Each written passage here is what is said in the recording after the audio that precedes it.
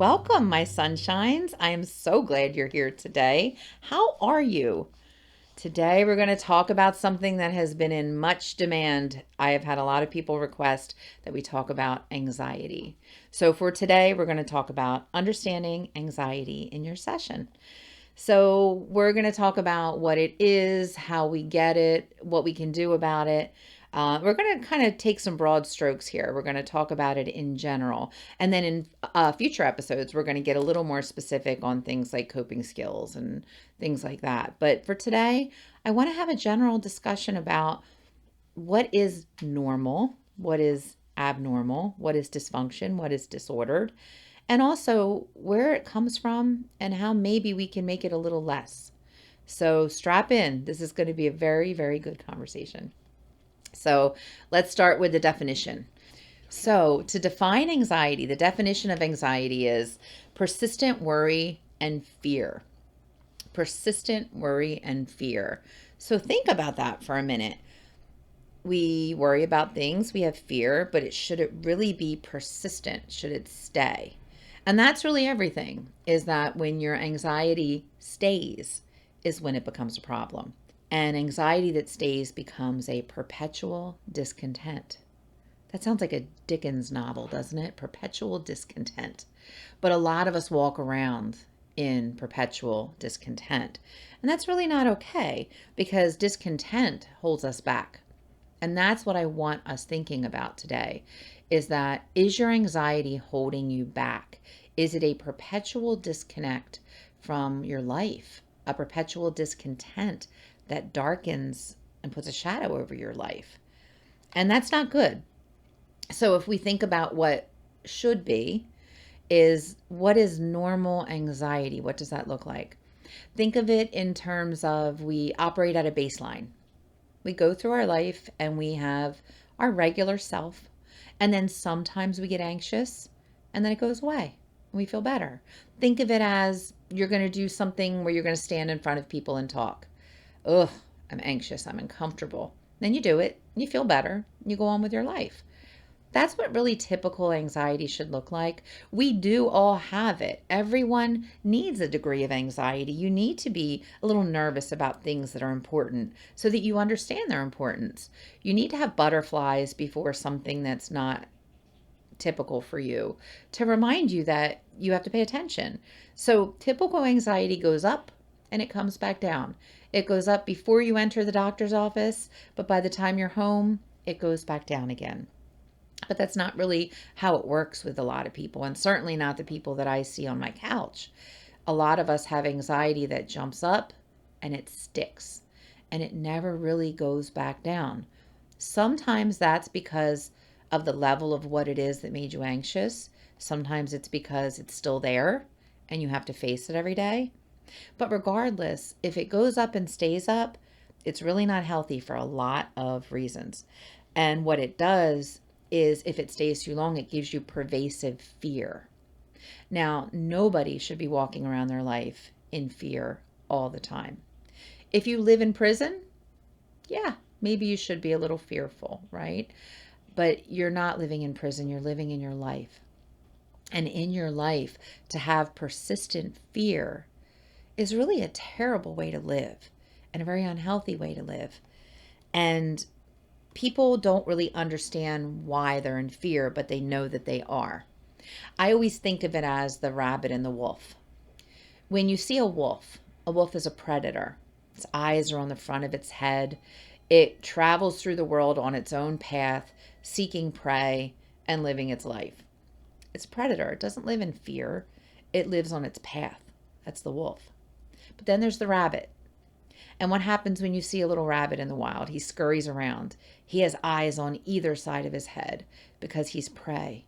And he has to make sure that his eyes are open all the time because he could get eaten by the wolf and by other things. But we're not rabbits. We're not wolves. We're somewhere in between. But a lot of us turn into rabbits. We turn into fearful little creatures that scurry about trying to avoid things that can hurt us. And that's not the way that I want to live. What about you? So let's understand, why did we get here? How did we get to the point where our anxiety was higher than it needs to be? And there are a lot of different reasons. The primary reason for most people is that they have stressors in their environment or too many stressors in their environment. And you can talk to 10 people, and every one of them will tell you they have stressors in their environment. Some of us have heavier duty stressors or more stressors, and these are temporary states in our lives sometimes. But stressors in our environment are usually number one. Number two, trauma. If you've experienced trauma that you have not recovered from, you will be more prone to chronic anxiety and emotional dysregulation. Some of the other reasons are things like gender dysphoria, if you haven't resolved or worked on that. ADHD, untreated, can give you terrible anxiety. Things like recovering from an illness, even medications. There are certain medications that can really affect your mood and give you anxiety. Things like sleep deprivation. So there are a million pitfalls that you can fall into that are either going to give you anxiety or up the level of anxiety that you have. So what does it affect? Why is it important for us to think about how we treat anxiety? It affects everything. It affects your relationships. It affects your sleep. It affects every aspect of your life. And it eventually can affect your health.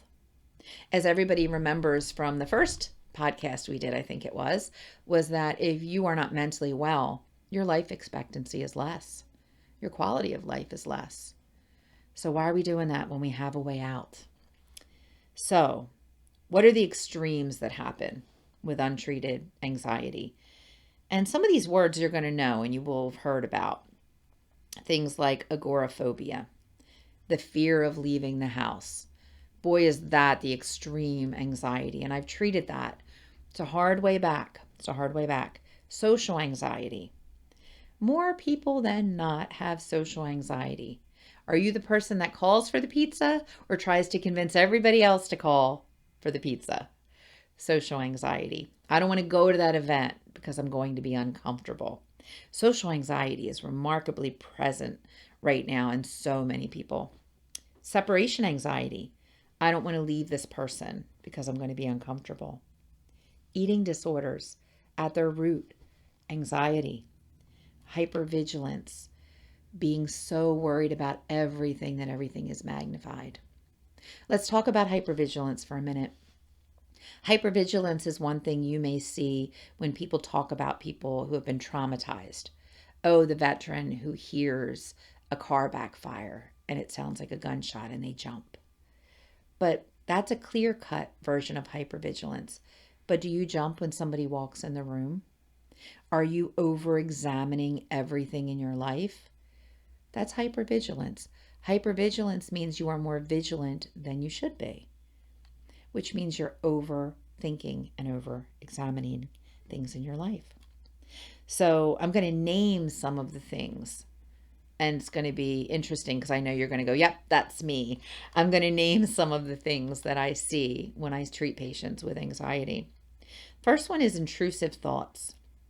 Now, I like talking about intrusive thoughts because this is one of those like things that blows people's minds, is that we all have intrusive thoughts. So when you pick up the baby and you go, throw the baby, drop the baby. Isn't that an insane thought? Or you're standing on a ledge and you're going, I wonder what would happen if I jump. We all think weird stuff like that in different flavors and in different degrees. But 99% of us don't act on any of that. But when you think it, you feel awful about it. Why did I think about that? Why did I even consider such a thing? There must be something wrong with me.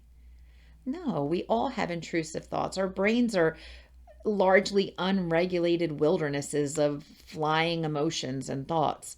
So yeah, once in a while you're going to get an intrusive thought. But when you can laugh about it later or share it with someone, you can say, well, that was just my brain throwing up weird ideas. But when you have intrusive thoughts all the time and fears that are not just fleeting, but frequent, intrusive thoughts become a symptom of chronic anxiety. Rumination. This is one of the big ones I look for when I'm treating patients with anxiety.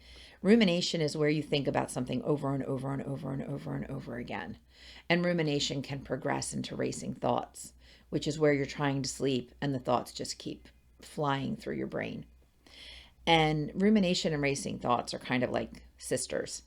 And what it is you trying to figure something out, trying to find the answer in your head to a problem, thinking about that thing you said today and how it made you look strange or how it made you look dumb, and that thing you said and what you should have said instead. You're not going to solve that problem in your head. The answer to your problem is not in your head. It's usually outside of you. But rumination tells us if I just think hard enough, I'll figure it out. Catastrophizing. This is one that I think I want you to really examine. Are you making things catastrophes that are not catastrophes? What if I fail this quiz in school? It's going to be awful. It's a catastrophe. I'm going to be kicked out of school. No, it's not. If you fail this quiz, you have to work a lot harder on the next one to get a B. And if you get a B, you're okay. You're not going to get thrown out of school. But your anxiety will tell you that that quiz is everything and that your whole day is going to be ruined and your whole life is going to be ruined. And not only are you going to fail the quiz, you're going to get kicked out of school and you're never going to get a job and you're never going to be anything. Sounds ridiculous when we say it out loud, but that's what your brain does. Your brain will take you from the tiniest little bit of something to the worst possible thing that happens. I see this in hypochondriasis, where people have a fear of being sick and they get a little pain. And by the time they think about that pain long enough, they've died of cancer, right? And is the reality that they could have something terrible? Sure, we want to be serious about that. But it's likely not. And our brain takes us to the worst possible place sometimes. So what I tell people is, what's the worst thing that can happen? And can you handle that? And usually the worst thing that can happen isn't as bad as you think it is. The worst thing that can happen if you totally fail that quiz is that you have to work a lot harder next time to get an A. Overthinking. I think everybody does overthinking. It's just a matter of degree. Overthinking is just where you spend too much time on one particular topic. So overthinking usually shows up as all day long, I couldn't get it out of my head, the argument I had with my partner this morning. So I thought about it all day. Was that useful? Was it helpful? Probably not. And it ruined your day. So overthinking is giving too much time to certain thoughts. Very much a symptom of anxiety. So you can look at all those things that we just talked about, all those symptoms and all those little words, and they're all words that describe trying to control something. At its root, anxiety is about fear and control. We are afraid of something. So if we just think about it the right way, we can control what happens.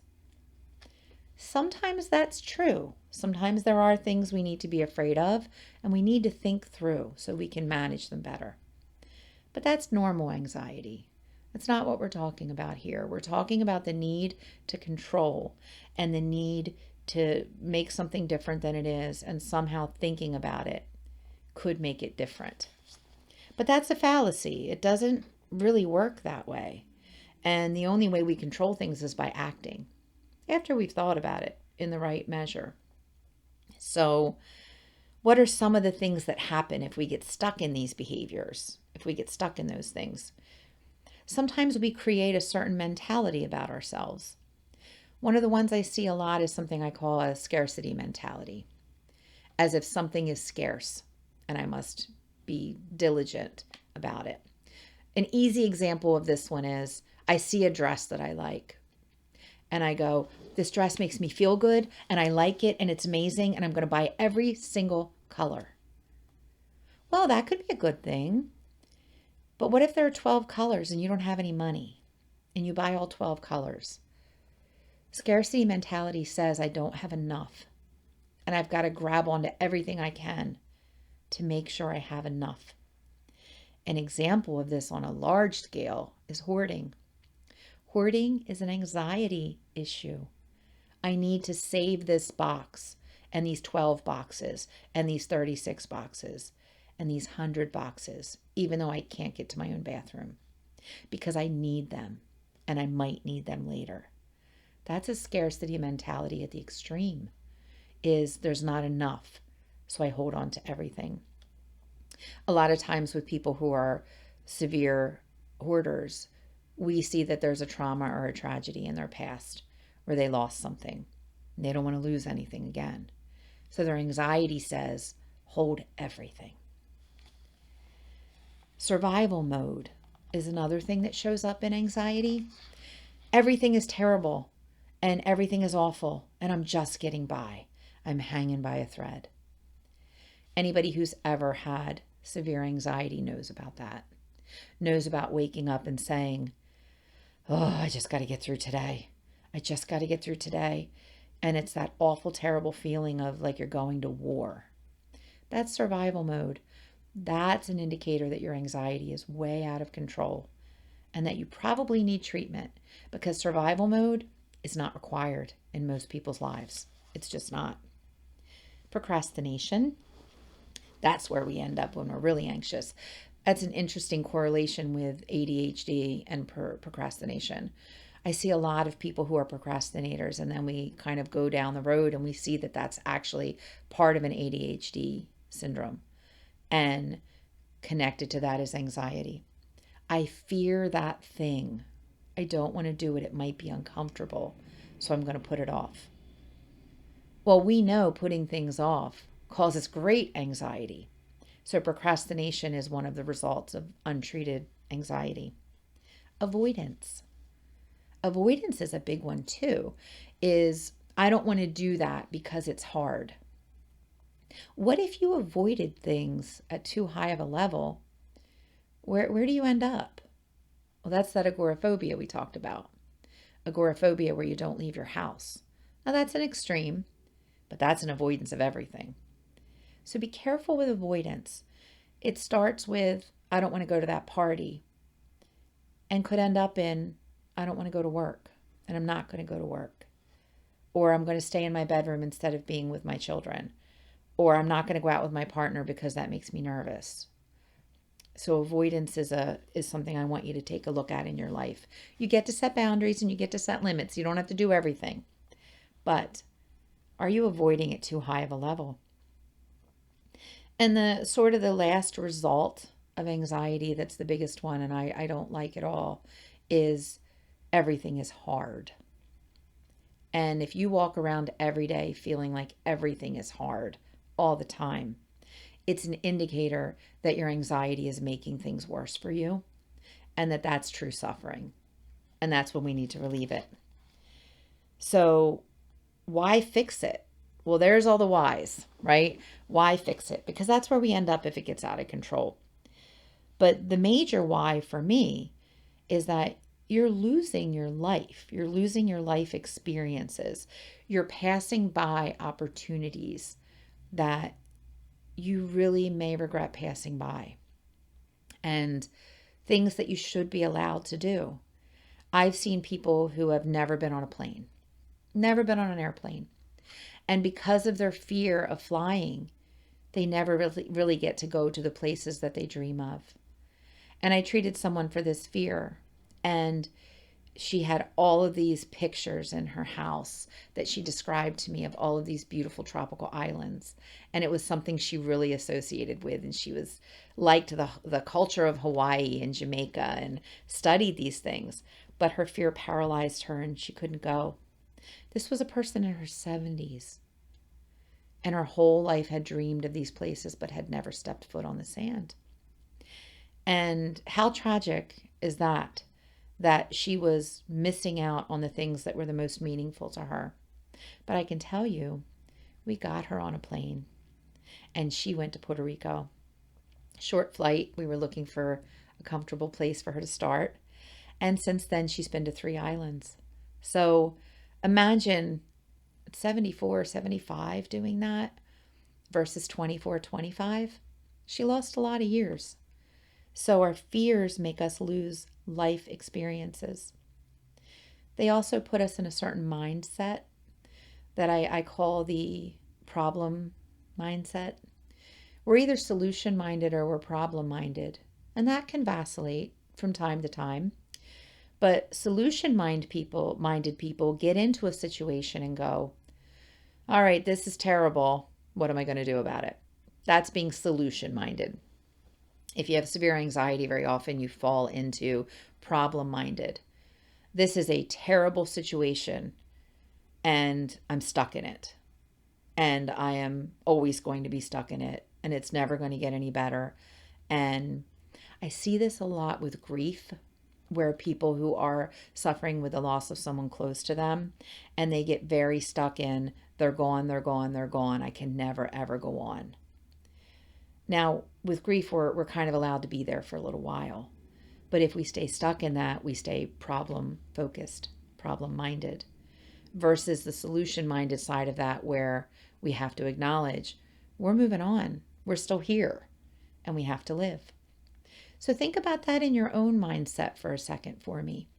Do you think most of the time you're problem minded, or are you generally solution minded? It's important to think about, because the most resilient people, the people that get better, are usually solution minded. And that's the change I see in therapy that I love so much. All of a sudden, somebody comes in with a problem, and all of a sudden, then they become solution minded and they start doing the work of getting better. That's the key, I can tell you, in healing with just about most of the mental health disorders, is you have to be in a mindset of, I'm tired of this problem and I need to find my solution. Now, the solution isn't something you pick up and go, oh, here it is, and I'm all better. A solution is, I'm willing to work on it. What happens if we don't change that mindset? Well, one of the interesting things that I've seen in cases of severe depression is that severe depression can sometimes start as severe anxiety. When you carry around every day all these things we're talking about today, eventually you get very exhausted of it. Sure, you're hypervigilant and you're shaky and nervous, but eventually that breaks, and eventually you can't do it anymore. And that's when a lot of people get depressed, because it breaks from anxiety into a full shutdown, which is depression. And depression can best be defined, in my experience, as a persistent negative thought process. If depression is a persistent negative thought process, it means one of those anxious beliefs stuck and now defines you. The fear now defines you, and you don't want to do anything. So what happens also is people get caught up in escapes. Things like drugs, excesses like gambling, porn. There are a million of them out there. But we need to escape when our anxiety is so high that we can't tolerate it. And one of the ones I'm seeing quite a bit of is people escaping into marijuana. Now, granted, marijuana can be a wonderful tool in managing anxiety within limits and within very specific sort of prescribed uses. And it's usually not something that you do every day, and it's not something you do a lot of. But I find a lot of people who are overwhelmed by things like social anxiety will use marijuana before they do something, and then they'll use marijuana after they do something. And the idea is, got to calm myself down so I can do it. And then afterwards, got to calm myself down. You're not feeling what you need to feel, and accepting the fact that this makes me nervous for a reason. And if I never understand the reason why I'm nervous or anxious, I'm never going to get better. So you just keep putting Band-Aid after Band-Aid after Band-Aid on it. Our escapes can be wonderful. Coping can be wonderful, but everything in moderation. Otherwise, an escape becomes a problem in itself. People who chronically abuse heroin don't do so because they feel really great. They do so because it provides an escape. And eventually that escape becomes, tragically, where they get stuck. So interestingly enough, a lot of the things that we use to make ourselves feel better actually make us more anxious. One of the first things I do with someone diagnosed with anxiety is I tell them no caffeine.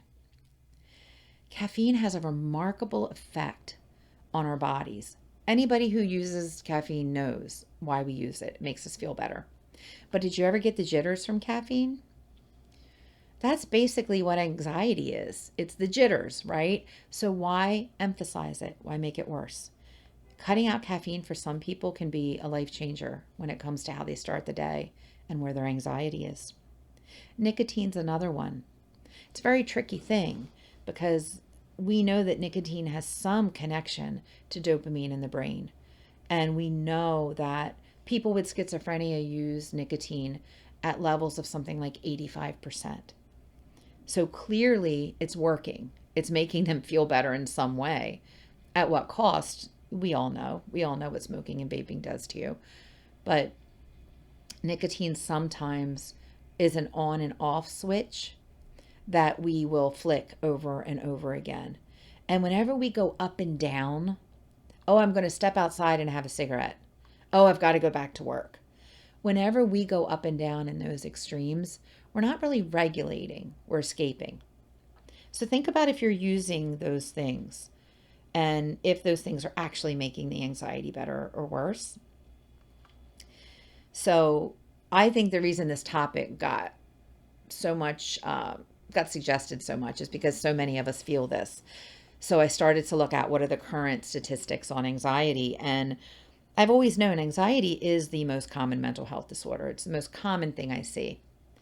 But I started to look at recently, how are those numbers looking? And there was a 25% spike in anxiety during COVID and post-COVID. And we saw that in my business. We saw that in this incredible spike in people accessing therapy during COVID and post-COVID.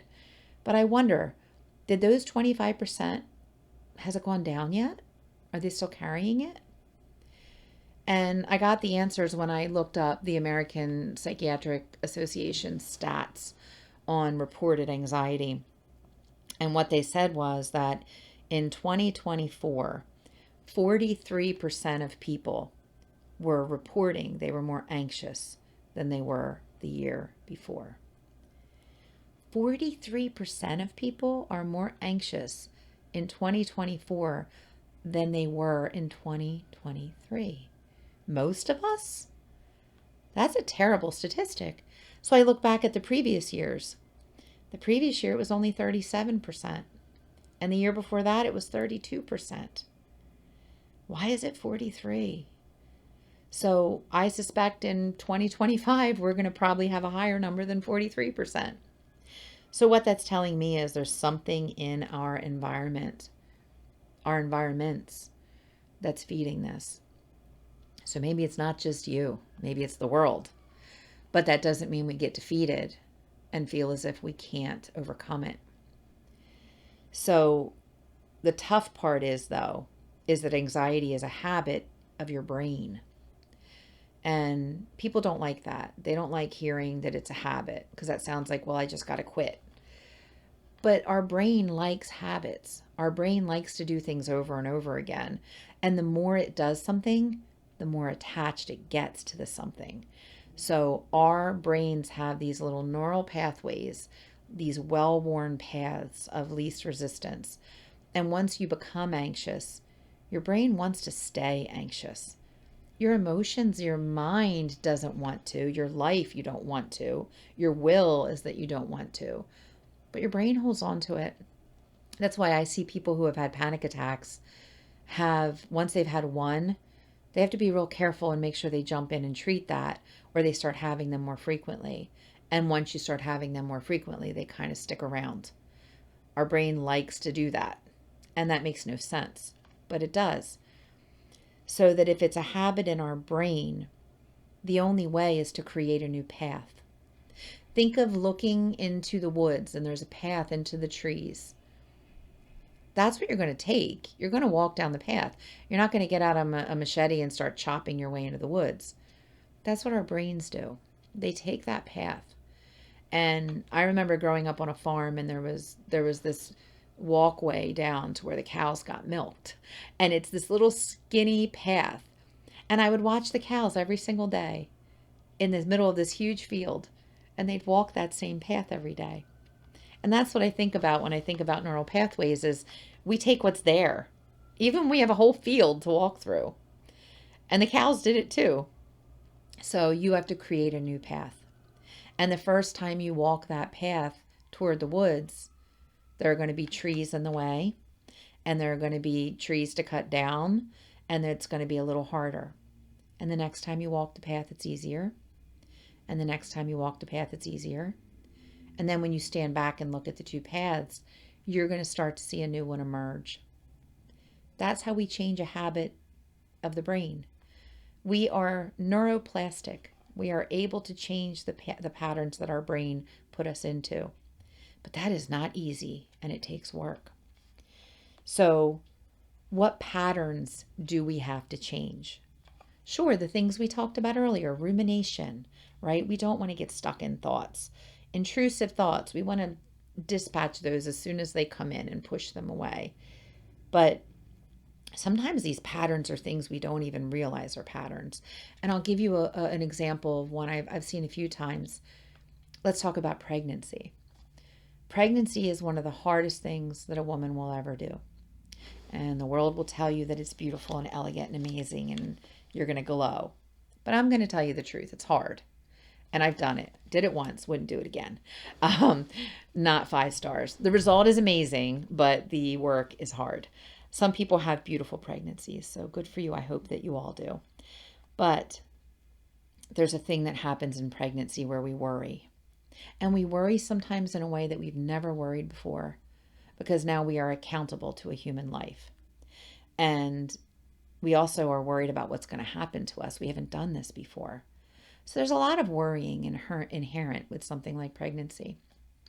But what if you've lost a pregnancy previously? Or what if you've been through a traumatic pregnancy? That makes it even harder. And I've worked with women who have worried through their entire pregnancy every day. And the suffering in that for 9 months is astounding. And this is the part about that I want to make clear, is that worrying doesn't change your outcome. So what if you worried through the entire pregnancy and then had a beautiful, perfect baby? Or what if you worried through the entire pregnancy and then had a problem after the baby was born? It doesn't matter, because in the first case, you worried for nothing. You worried for 9 months for no reason and had a good outcome. That worrying was useless. In the second case, you worried and something bad happened. And you worried twice. You suffered twice. Anxiety is suffering twice. You are worrying about things that may have a good outcome or a bad outcome, but you suffering twice does not help anyone, least of all you. We have a belief sometimes that our worrying prepares us. If I just am anxious enough about this, I'll make sure I do it right.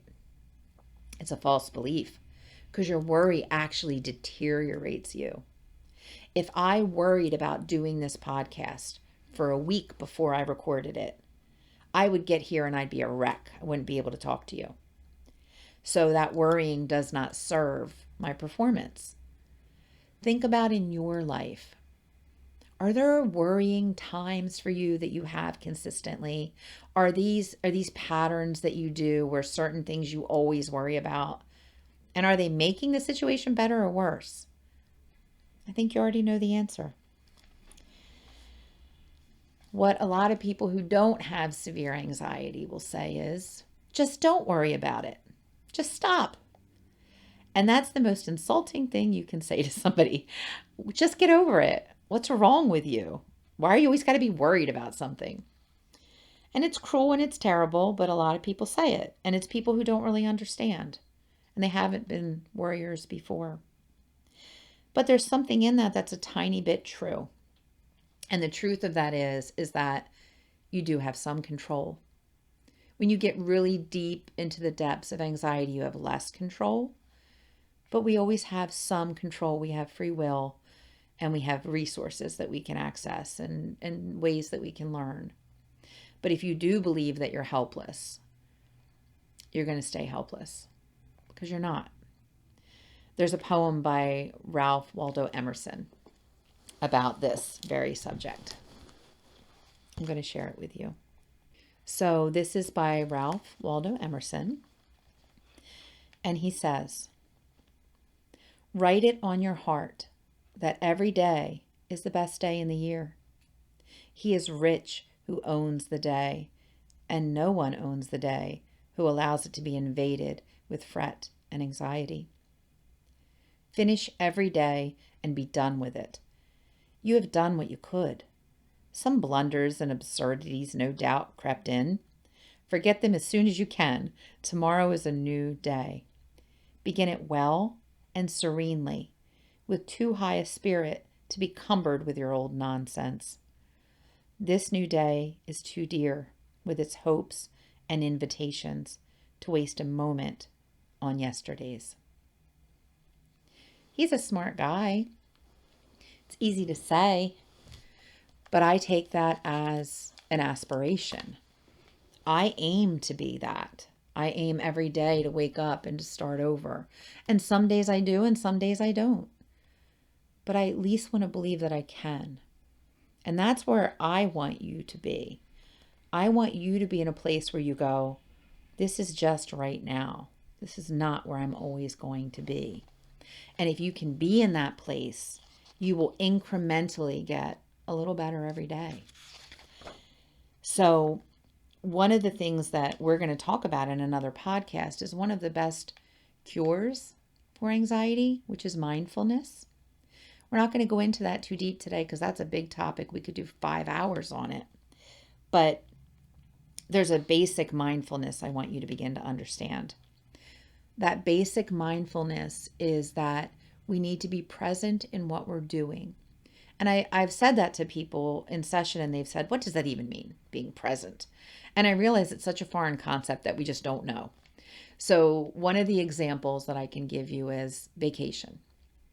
Everybody loves vacation. Why do we love vacation? Because when you go on vacation and you're in a place and you're away from all of the things, and maybe you put your phone down and maybe you're with somebody that you love a lot, you get to feel really good.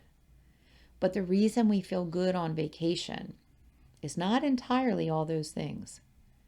The reason we feel good is because we're present. We're in a moment. If I am standing in Paris under the Eiffel Tower and looking up through it, and I remember that moment when I did that, I was so present. I was feeling the air around me, and I was listening to the people speaking French, and I was looking up through this timeless, beautiful tower that I had seen pictures of a million times, and I was there. And I remember that moment because I was so present. I wasn't thinking about stupid stuff I had done or the airplane I had to get on to come home or anything. I wasn't thinking about my body or my history or what I was going to do for dinner that night. I was thinking about being in Paris under the Eiffel Tower. I was present. That's why we love vacation, because we're present, and that feels so good. And the secret is that that's what we're supposed to feel. That's our natural state.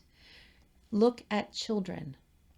Children are present. There is nothing more present in this world than a toddler. What can I grab? What can I feel? What's happening? I'm going to cry. I'm going to be happy. Because all they think about is what they're feeling in that moment. They're not thinking about yesterday or tomorrow. They're being present. I always say cats are great Zen masters of presence. Cats will find the sunbeam and sleep in it all day until it goes away. They're not worried about anything else. So we can take a page out of those books, Toddlers and Cats, and think about our own presence. One of the theories that I really like about presence is the idea that we're supposed to be 90% present. Imagine that. 90% of your life, you're like that. I haven't even touched it. I'm trying, not at 90%, I'm getting there. But if we're 90%, 5% is in the past, 5% can be in the future. There's our 100%. The 5% in the past is not ruminating. It's thinking about things that have happened, good and bad. And the 5% in the future, it's not worrying about what's going to happen. It's planning what we'd like to see happen. So think about yourself. What is your percentage? Where are you? What's your presence percentage? Are you 90? Okay, maybe you're 10. That's pretty typical these days. But what are the other percentages? How much is past? How much is future? Little trick I like to think about is that if we're really, really in the past, sometimes that's a little more of a depressed state. And if we're really, really in the future, that's a more anxious state. Look at your own percentages and see where they fall. That may tell you a little bit about what's going on with you. So what do we do about that? How do we get ourselves present? There's a trick I really like, and it's just a very simple one that anybody can do, and it's about finding a mantra. And a mantra is a word or a series of words that helps you to remind yourself to stay present. And one of the best ones I ever heard was, I had someone who had very severe anxiety, and she was just overthinking and overthinking and overthinking. And she was describing how she couldn't even get a shower without her brain shutting up. Her brain just never shut up. And she started to think about mantras. And she found a great one, and it was so strong. And hers was the word this.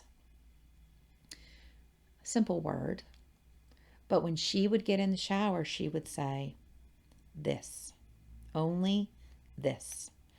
I'm only in the shower, and I'm only taking a shower, and I am not doing anything else, and I'm not thinking about anything else. This. And when she would pick up her kids from school and she'd be stressed about what the teacher was going to say, she would say, this. I'm going to be present in this only. I'm going to go in there and I'm going to have the conversation and be present, and then I'm going to leave.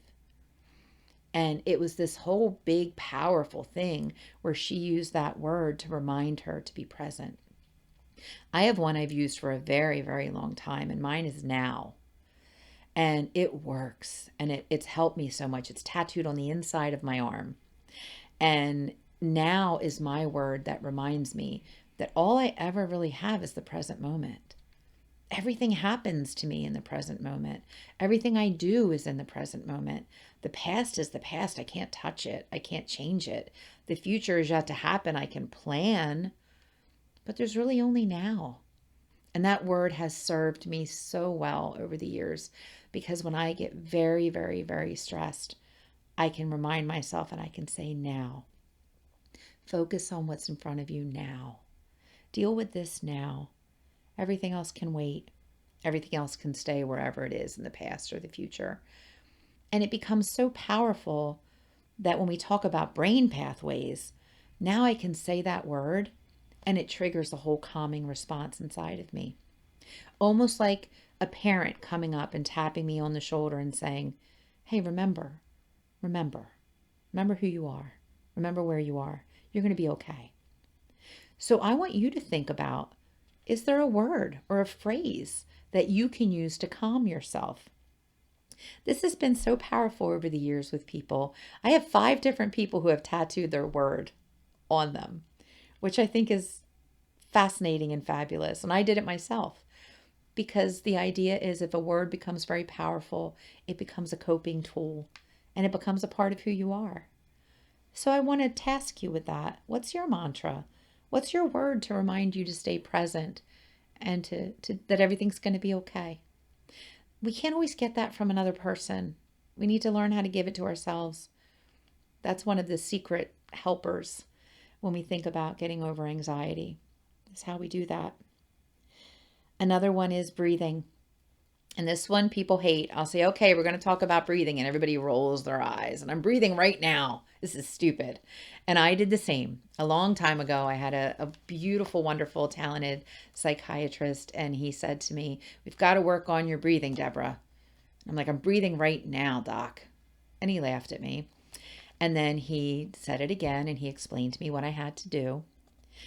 And I went home and I came back and he said, "Did you do it?" And I said, "No, it's stupid. It's breathing." And he said, "Okay, well, I'm going to tell you again." And he explained it all to me again. And I went home and I didn't do it. And after about 3 times, I didn't want him to ask me again. So I did it and it didn't work. And I told him it didn't work. And he said, "Well, you're going to try again." And after about 6 or 7 weeks of it not working, one day it did. And I realized what I was doing was I was resisting. And anything that someone gives us to make us better that we resist is not going to work. This is why in therapy, if I have somebody who comes to me and they're forced to come to me, it usually doesn't work. Sometimes they embrace it and they move forward, but you have to believe that you can get better. You have to take these strategies and play around with them. And you can look up mindful breathing and you'll come up with 46 different strategies, and there are a bunch of them. So play around with the idea of breathing. There's a really easy one, a quick one, and it's I call it 777. And I always picture a slot machine. We're down here near Atlantic City.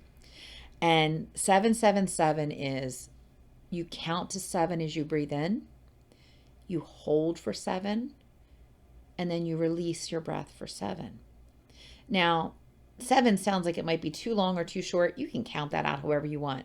But if you do that activity 7 times, it actually will quell the anxiety. It will quiet you. Because if you're focused on breathing and counting, you're not focused on all the other storm inside of you. So think about it. Breathe in for 7, hold for 7, breathe out for 7, 7 times. In that one little effort, you have calmed your nervous system. You have taken control of your body and you have made yourself a little bit better. And if it doesn't work, try it again. Because I'm telling you, I was the most resistant of all, and it worked. And I still use it. If I'm having a time where I can't gather my thoughts and I'm overwhelmed, and I'll just do it. And the best thing about this is eventually you can do it in a room with somebody else. They won't even know you're doing it. You're not counting out loud. You're not going, none of that. You can do this in a way that you can do it in a room full of people. And then it becomes your tool and you keep it in your pocket. And when I don't feel good, I've got my mantra and I've got my breathing. And you can carry that everywhere you go. And it helps. So those are a couple of things, but the general pool of things that we do in therapy is we teach you resets. We teach you restoration, right? How do you restore yourself? How do you reset yourself? And we teach you coping skills. So a lot of you have probably heard that word, coping skills, right? Those words. Coping skills are a collection of things that we do and we have at our disposal to make us feel better when we feel bad. And if you don't have a list of those that you can readily access, you're probably not doing too great with your anxiety. So I'll tell people to make coping skill lists, right? You can do, here's my coping skills I can use when I'm outside, my coping skills I can use when I'm inside, my coping skills I can use when I have money, when I don't have money. And I've actually done that with people where we've formulated lists of, here are all the things I want you to think about when you're sad, when you're anxious, and you feel like you're trapped. One of the best ones I always used to use was the movies. The movies are open almost all the time. And at the time, they didn't cost that much, a little more expensive now. But I knew that if I got stuck in my head, I could go sit in a movie theater by myself in the dark and get lost in somebody else's story for 2 hours. And that was very powerful for me because I learned very quickly about myself that if I could just get out of my own head for a minute and get out of my own way, that I could find a little peace and a little reason. So that's mine. And to this day, I'll still use that one. So you've got your own places. We always say people, places, and things, right? So what are the people, places, and things that you can use as coping skills to help you when you get stuck in these patterns? So the question I get from a lot of people is, can I really fix this? I can use my coping skills. I can do all these things, but does anybody really get better? And the answer, honestly, And I can tell you based on real data, real people I have seen, hundreds over the years, yes, you can get better. I got better. I've seen tons of people get better. Will you be perfect? Will you never have anxiety again? No, I get anxious all the time. But the difference is it doesn't paralyze me. It doesn't stop me. I feel it, and then I send it on its way. And some days I send it on its way quickly, and some days it takes a little longer. But you have to believe that you can get better in order to get better. So, how do we get better? We get better one little pattern change at a time. I had someone who smoked 3 packs of cigarettes a day for 50 years. Talk about a pattern. Tried every way to quit known to man, everything possible. Nothing worked. So what did we do? Instead of 60 cigarettes a day, we smoked 59. And the next week we smoked 58. And then 57. And eventually, after all those years, they quit. She didn't just throw the cigarettes away. She didn't have a magic pill. She slowly repatterned herself into quitting. It's a great example of what it takes to quit your anxiety. You're not going to do it tomorrow. You're going to do it in small little ways, one increment at a time. First step with anxiety is understanding why. Why do I have this? Why is this affecting me? And naming the realm of your life that it's really in. And I'm going to explain that. I have people that say, my whole life is falling apart. I'm so anxious. Everything's terrible. And then when we talk, we realize, oh, they're anxious about one thing. Their partnered relationship is stressful, so it trickles over into work. Or their job is just killing their spirit, and it's ruining their relationship. Name your realm. It's not usually everything. It's usually one area of your life that has polluted the other areas of your life. So start there for sure. And think about, why are you trying so hard to be safe? Because anxiety is fear, right? And if anxiety is fear and you think about fear, you're trying to be safe. Are you really unsafe? Are you really that unsafe that you have to worry all the time? What is the worst that's going to happen if you go to that social event and you say something awkward? You're going to be okay, right? What's the worst that can happen? Now, if you get to be safe, if you can make yourself safe, everything changes for you. And I want you to think about that. If you felt safe, if you felt like you weren't going to screw up so colossally, or you weren't going to lose something, if you felt safe, you could love and be loved very fully. You could dive into your life differently, and you could face your fears in a very different way. We all deserve to be safe, don't we? So the book I'm going to give you today is a book about those rewiring your brain ideas. It's a book that is for anxiety based in neuroscience. Now it's interesting because you can go to the bookstore or look on Amazon. There are a million anxiety books. I chose this one because it really talks about what we were talking about with patterns and rewiring. And it's called Rewire Your Anxious Brain. It's a really good book by Catherine Pittman and Elizabeth Carl. And it's probably a little bit of an advanced read. It's not an easy read, but I think it's one of those things that could give you more information if you're interested in that aspect of this topic. I want to say today that this topic is something that's very broad, and we're going to dive into different pieces of this topic. Feel free to give us feedback on which pieces resonated with you, and if there's something that you want to hear more about, for sure, we're glad to discuss that. I really just want you to come away with an understanding of what's normal, what's unhealthy, what's disordered, and understand that you can change and that you have some work to do. And we all do. Every one of us has work to do. And anxiety is one of those things that we need to get rid of first so that we can do all the other important work. And I also want to remind you, if you are disabled by your anxiety, if you are suffering, that you need to get help. Help is available, and help can change everything. Help can be counseling.